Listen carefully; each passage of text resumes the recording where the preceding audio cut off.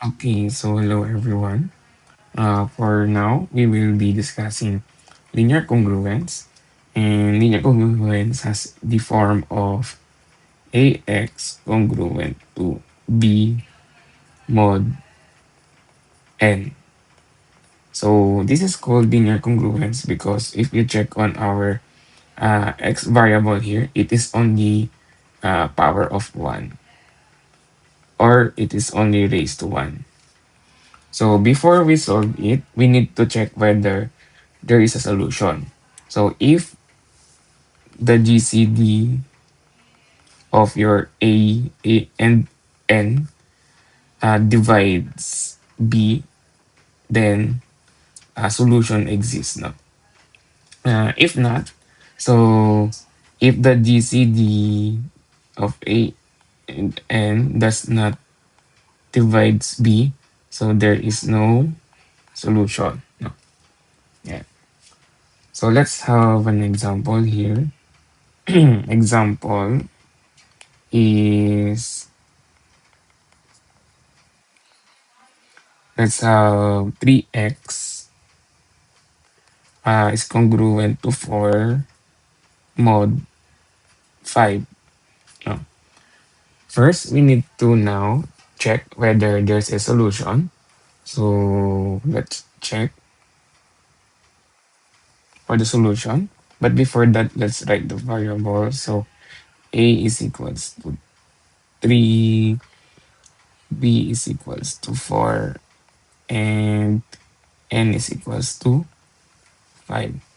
So let's check the GCD of our n, 5 and 3, is equal to what? So here we can use the Euclidean algorithm to solve for the GCD. So 5 is equals to 3 multiplied by something plus something. So let's have it 1, and then this is have a remainder of 2. Then we bring down 3 is equals to the remainder multiplied by something plus something. So this will be 1, then 1. So bring down again, 2 is equals to 1 multiplied by something plus something. So this will be 2, and then this will become 0. So when you reach the remainder of 0, this will be your GCD. So you can actually um, go with 1 is equals to 0. Then if the right hand side becomes 0, this is your GCD. So the GCD is 1. And if you check here, no, 1 divides 5. No. So there are 5 ones, no, in 5. Yan. So we can divide 5 by 1. Then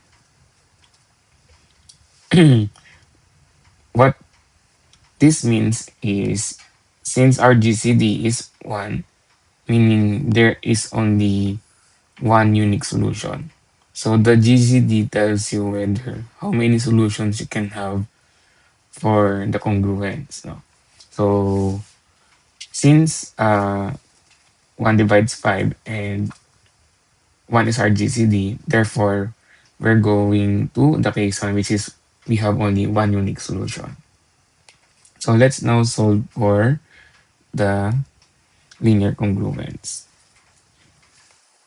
To solve for this one, we need to look for the inverse. So let's look for the inverse of our equation, 3x congruent to 4 mod 5. What you can do is we will equate 3x to 1 mod 5 uh, to get the inverse. And from here, what you can take, you can create the, or you can use the inspect method. Think of a number wherein if you add the mod 5 or the 5 to 1 will be a multiple of 3 so that we can later on uh, cancel out. No? So to do that, you can do inspect. So let's add 5 to 1, it will become 6. No? And then we continue with the mod equation. And if you check, 6 is already multiple of 3. So we can actually now do the cancel. So this will become x congruent to 1 or 2, I should say. This is 2. There is 2, 3, and 6. Mod 5. So this is only a small number. That's why we get the mod or the inverse easily. No? So if you want to do the long method, you can use the extended division algorithm or extended Euclidean algorithm.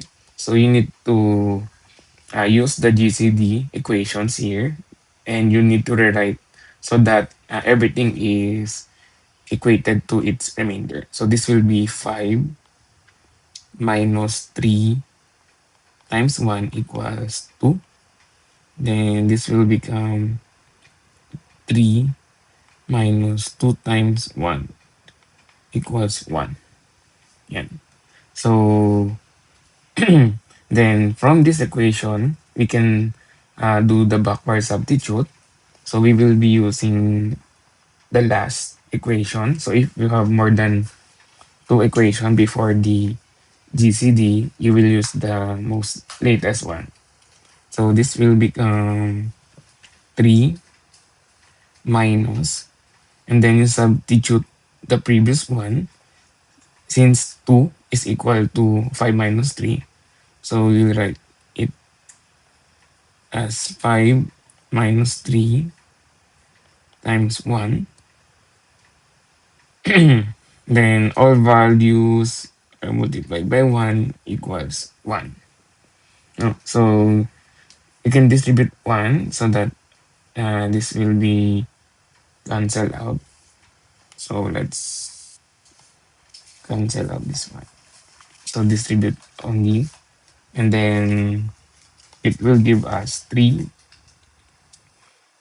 minus 5 plus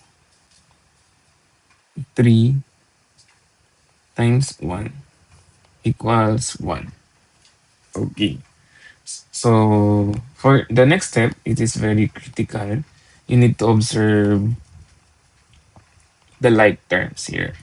So 3 and 3 times 1 is the same. So you can rewrite this one as 3 multiplied by 1, and then this one is plus 3 multiplied by 1. And for this one, we want to maintain the 3 here, because if you go back to the original equation, we have it here, 3x. So with that, you can let 3 equals, or let a variable equals 3. So for this one, I won't do it. So let's combine uh, 3 times 1 plus 3 times 1. So this will become same base of 3. So 2 times 3, or to maintain the position. So 3 times 2. Then minus 5 equals 1. So here, we already came up with 2. So what you need to do next is to mod both sides by 5. So by the identity, if you mod the number itself, it will become 0. So we can cancel out 5 now. So this will become 3 multiplied by 2 plus to 1 mod 5. So here you can see the 2. So this will become our inverse. Same with this one. Okay. So now we calculate for the inverse. So let's just write there. D inverse. So now that we have the inverse, we can now proceed to the next step here. So let's rewrite again the equation. 3x congruent to 4 mod 5. So by multiplying the inverse both sides, so if we multiply our inverse, which is 2 here, so multiplied by 2. So we will be able to cancel out 3 here because when you check on this one, so 6x mod 5. So if you mod 6 with 5, it will become 1. Multiplied by x will become x. So this will cancel out the coefficient. So we will have x congruent to 2 times 4 will become 8 mod 5. So this will become our answer. But as you can see, 8 is greater than 5. So you can still perform a simplified version or reduced version will become 3 mod 5. So our final answer would be this one. So x is congruent to 3 mod 5. Okay, so that's how you compute for linear congruence with one solution only. So for the next one, we will proceed to solving multiple solutions.